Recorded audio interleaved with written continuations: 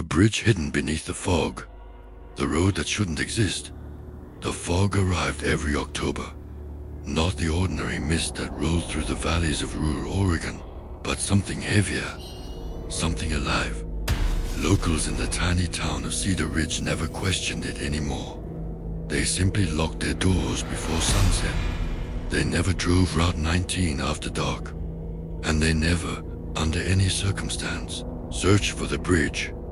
Most outsiders laughed when they heard the warning. Until they disappeared. Noah Carter had spent nearly 10 years documenting forgotten places across America. Abandoned hospitals, collapsed mining towns, secret military bunkers, haunted forests. Millions followed his videos because he always chased stories nobody else believed. When an anonymous email appeared in his inbox, it looked like another local legend. But one sentence caught his attention. If you find the bridge beneath the fog, you'll never cross the same world twice. Attached was a single photograph, an old stone bridge stretching over a black river. The strange part wasn't the bridge. It was the people standing on it. Every face had been scratched out. 3 days later, Noah parked his SUV outside Cedar Ridge. The town looked frozen in time. Old wooden storefronts, a rusted gas station, a church whose bell tower leaned slightly toward the mountains. Everyone stared at him. Nobody smiled. Inside the only diner in town, silence followed him to the counter. An elderly waitress slowly poured coffee. "You here for fishing?" she asked. Noah shook his head. "I'm looking for an old bridge." The coffee pot stopped pouring. Every customer turned their heads. One old man quietly stood up, left cash on the table, and walked out without touching his meal. The waitress whispered, "There isn't any bridge." Noah smiled. "The satellite images say otherwise." Her face became pale. "Satellite images don't work here after sunset." That night Noah reviewed drone footage. Something impossible appeared. The forest changed shape every few minutes. Roads moved. Trees shifted. Entire hills seemed different between frames. At exactly 11:47 p.m., the drone camera froze. Static filled the screen. For less than 1 second, a massive stone bridge appeared, then vanished. The GPS coordinates became nothing but zeros. The next morning, Noah met the only person willing to speak openly.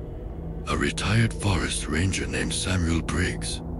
Samuel had spent 40 years patrolling these mountains. He looked exhausted before Noah even asked his first question. "You saw it," Samuel said quietly. Noah nodded. "The bridge."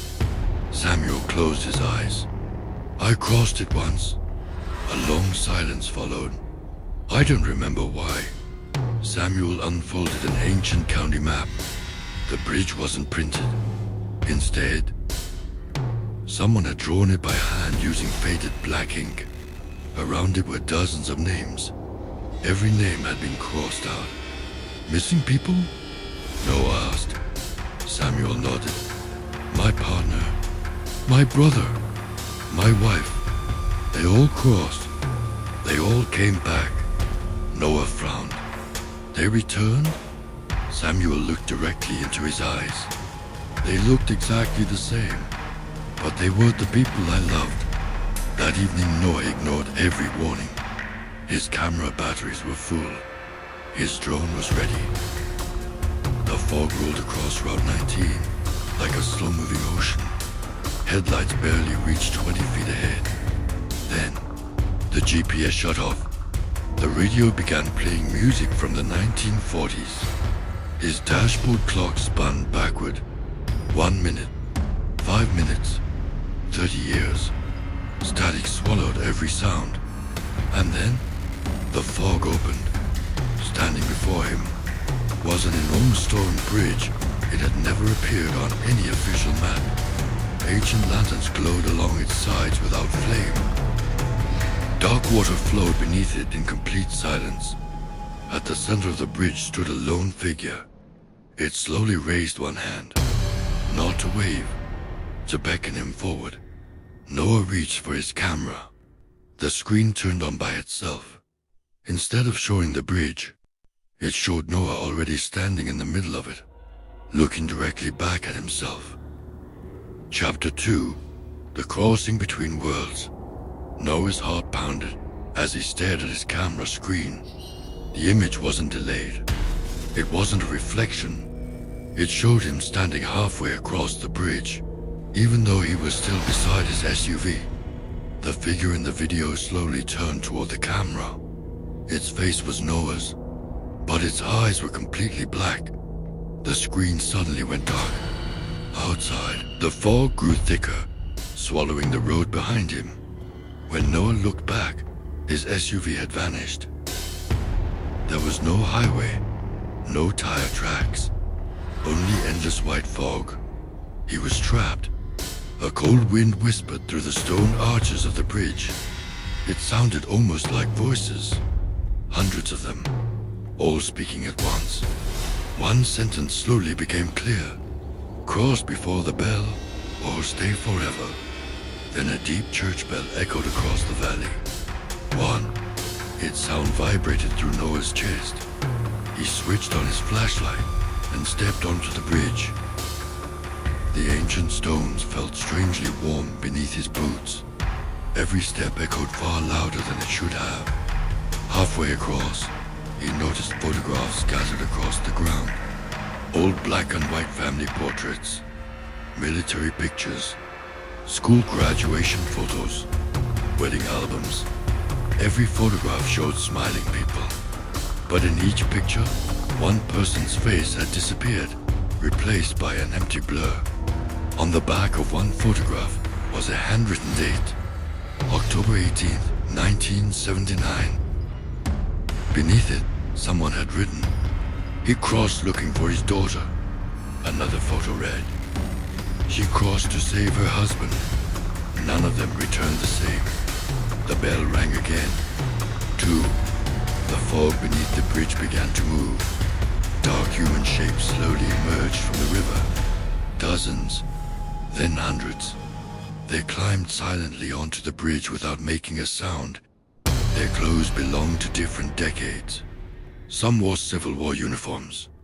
Some wore World War II jackets. Others wore modern hiking gear.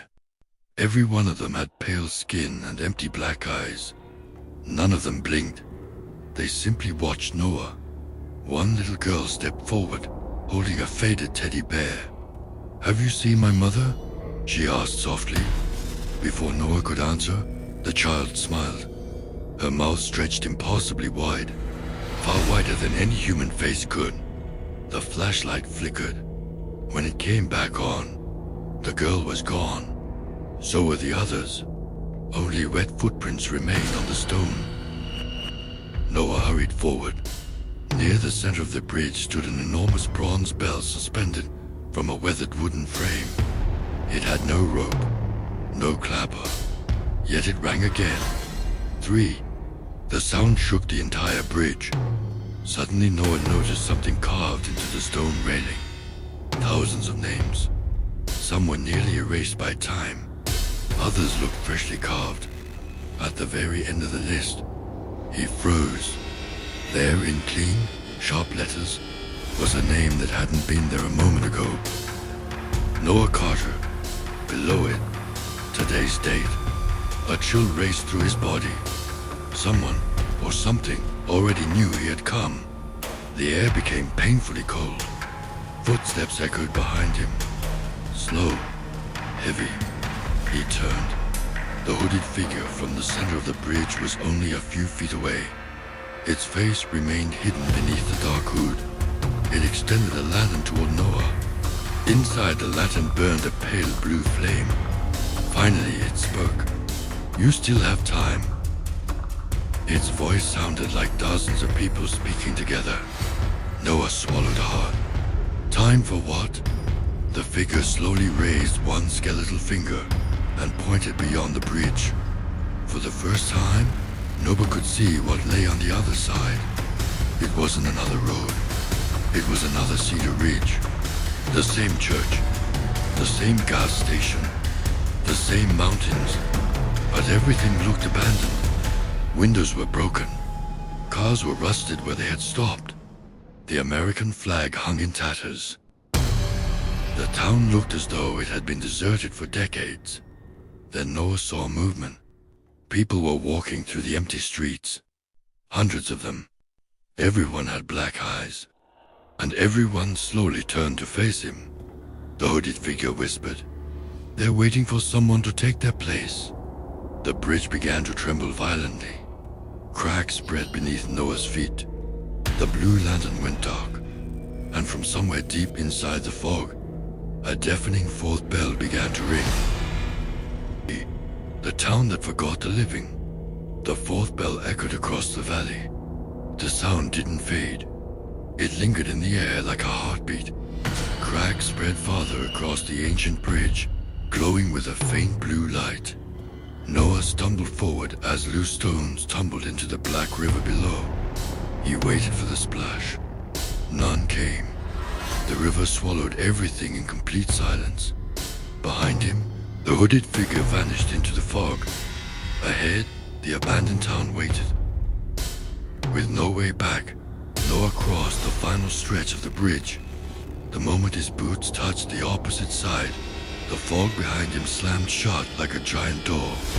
The bridge disappeared. Only the empty road remained. Noah turned towards Cedar Ridge. It looked exactly like the town he had visited that morning, except there wasn't a single sound. No wind, no birds, no insects, only silence. His watch had stopped. The hands were frozen at 11:47 p.m. Every clock in every storefront showed the same time. As he walked down Main Street, he noticed something strange. Dust covered every building, but fresh footprints filled the road. Hundreds of them, all leading in one direction, toward the old church at the end of town. The church doors stood open. Inside, dozens of candles burned with pale blue flames. The pews were filled with people sitting perfectly still. Men, women, children. They all faced the altar. Not one of them moved. Noah quietly lifted his camera. The screen showed something his eyes could not. Every person in the church was slowly turning to look at him. He lowered the camera. They were still facing forward. He raised it again. Now they were all standing, watching him. Black eyes, empty smiles. A voice whispered beside his ear, "Don't trust what you see." Noah spun around. No one was there. The whisper came again. "Trust the camera." His hand shook as he stepped inside. At the altar stood an ancient guest book covered in dust. Only one page was open. The first name on the page was written in faded ink. Samuel Briggs. The date beside it was 40 years old. Below it were hundreds of other names. Some belonged to people reported missing across America. The final blank line began filling itself with fresh black ink. Letter by letter. Noah Carter. No. He slammed the book shut. The candles instantly went out. Darkness swallowed the church. A slow clap echoed from the balcony. One clap, then another, then dozens. Noah pointed his flashlight upward. A crowd stood on the second floor. Every face looked exactly like him. Some were older, some younger. One wore a torn hiking jacket stained with dried blood. Another was missing an arm. One smiled. Another cried. All of them whispered together. We tried to leave. The floor beneath Noah groaned. The church began to shake. The stained glass windows shattered inward. Fog poured through every opening like living smoke. From within the white mist came the deep sound of footsteps. Something enormous was approaching. A shadow taller than the church slowly appeared through the fog. Its head nearly touched the ceiling. Its eyes glowed like burning lanterns. It stopped outside the broken doors. Then it spoke. Its voice rolled through the church like thunder. One must stay. The copies of Noah all turned toward him. Their smiles disappeared. Together they whispered, "Run." The giant shadow stepped into the church. Its massive hand reached toward Noah, and the floor beneath him suddenly collapsed into darkness. Chapter 4. The Keeper of the Bridge. Noah plunged into the darkness. For several terrifying seconds, he fell through empty space, unable to see or hear anything but the pounding of his own heartbeat. Then, he landed on cold stone. The impact knocked the air from his lungs, but nothing was broken. He grabbed his flashlight and switched it on. The beam revealed a vast underground chamber stretching far beyond its reach. Massive stone pillars disappeared into the darkness above, and a slow-moving river flowed through the center of the cavern. The same black river that ran beneath the bridge. Only now, Noah could see what floated on its surface. Thousands of lanterns. Each carried a small blue flame. Each drifted silently with the current. As one lantern passed, Noah noticed a photograph sealed inside its glass. It showed a smiling family standing in front of a farmhouse. The father's face had begun to fade, as if someone were slowly erasing him from history. Another lantern floated by. Inside was the picture of a young soldier, then a little girl, then an elderly couple. Every lantern held the memory of someone who had crossed the bridge. A voice echoed through the cavern. "They are not dead." Noah spun around. An old man stepped from behind one of the pillars. He wore a weathered ranger's uniform from another era, and his gray beard reached almost to his chest. Around his neck hung an iron key. "You've come farther than most," the old man said. "Who are you?" Noah asked. The stranger lowered his eyes. "I was the first keeper of the bridge." He explained that the bridge had existed long before maps, towns, or highways. It was built over a place where two worlds touch for only a few nights each year. Long ago, people crossed seeking miracles. Some searched for lost loved ones. Others wanted wealth, revenge, or eternal life. But the bridge demanded a price. For every traveler who entered, someone had to remain behind to keep the passage sealed. "The keeper protects both worlds," the old man said quietly. "If there is no keeper, the two worlds become one." A distant rumble shook the cavern. Dust rained from the ceiling. "The seal is breaking," the old man whispered. The giant shadow from the church emerged from the darkness, its glowing eyes fixed on Noah. It stopped at the river's edge. "You have been chosen," it said. The old keeper removed the iron key from around his neck and placed it in Noah's hand. "If you accept this key, you become the new keeper. The bridge will remain closed, and countless lives will be spared." Noah looked at the key, then at the river, then at the towering shadow. "And if I refuse?" The old keeper's face filled with sorrow. "The fog will spread beyond these mountains. It will find every road. It will build bridges wherever people are desperate enough to cross." The shadow took another step. The lanterns on the river began to flicker wildly. From within each flame came faint voices. They were pleading, begging, crying for someone to stop what was coming. Noah tightened his grip on the key. The cavern trembled violently. The shadow stretched out its enormous hand. "Choose." For a long moment, Noah stood motionless. Then, with a deep breath, he stepped toward the river. He raised the iron key high above his head. The blue flames flared brighter than ever before. A blinding light erupted through the cavern. The bridge above groaned as if it were alive. Across the valley, the fog began to swirl into a massive spiral visible for miles. The fate of both worlds would be decided by Noah's next move. Chapter 5. The Last Keeper. The iron key blazed with an icy blue light. The cavern shook so violently that pieces of the ancient ceiling crashed into the black river. The towering shadow did not move. It simply watched, as if it had seen this moment unfold countless times before. Noah looked at the old keeper. "Tell me the truth," he said. "If I become the keeper, what happens to me?" The old man gave a tired smile. "You'll be remembered by no one." The words hit Noah harder than anything else.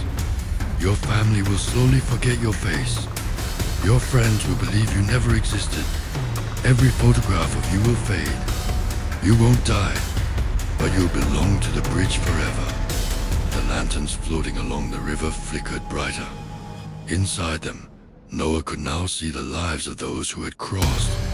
A firefighter rushing into a burning house. A mother searching for her missing son. A soldier returning from war. A young couple on their wedding day. Each had crossed the bridge believing they could change fate. Each had become another forgotten soul. The shadow spoke again. "There is another choice." Noah frowned. "What choice?"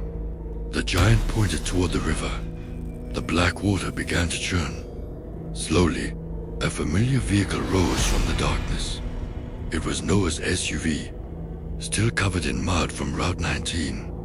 Its headlights suddenly turned on. Behind the wheel sat Noah, not a reflection. Another version of him. This Noah looked older, exhausted, with streaks of gray in his hair. He stepped from the vehicle and walked toward them. "I've done this before," the older Noah said. "Many times." The younger Noah stared in disbelief. "What are you talking about? The bridge doesn't just connect two worlds. It connects different timelines." The older Noah held up a camera. On its cracked screen were dozens of recordings. Each showed a different ending. In one, Noah became the keeper. In another, he refused, and the fog swallowed entire cities. In another, he destroyed the bridge, but the darkness escaped into the world. "There has never been a perfect ending," the older Noah whispered. The cavern trembled again. The ancient bridge overhead began to collapse. Massive cracks raced across the stone arches. The shadow raised both arms. "The crossing is opening." From deep within the fog came thousands of footsteps. Shapes emerged from every tunnel leading into the cavern. Men, women, children, all with black eyes, all walking toward the bridge. If they crossed, the boundary between worlds would vanish forever. Noah looked down at the glowing iron key, then at the old keeper, then at the older version of himself. Finally, he made his decision. He sprinted toward the center of the bridge. The shadow roared, the sound shaking the mountain. With all his strength, Noah drove the iron key into a circular stone lock hidden beneath the bridge's center. For one heartbeat, everything became silent.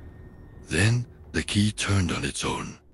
A brilliant blue wave exploded across the bridge. The fog screamed. The shadow let out a deafening roar as cracks of light spread through its body. The black-eyed figures froze where they stood. One by one, they dissolved into drifting mist. The bridge began collapsing into the river. The old keeper smiled peacefully. "You're stronger than I was." His body faded into glowing blue particles. The older Noah nodded once. Then he too disappeared. The blinding light swallowed everything. At sunrise, a truck driver traveling along Route 19 noticed an abandoned camera lying beside the road. There was no bridge, no fog, no sign that anything unusual had happened.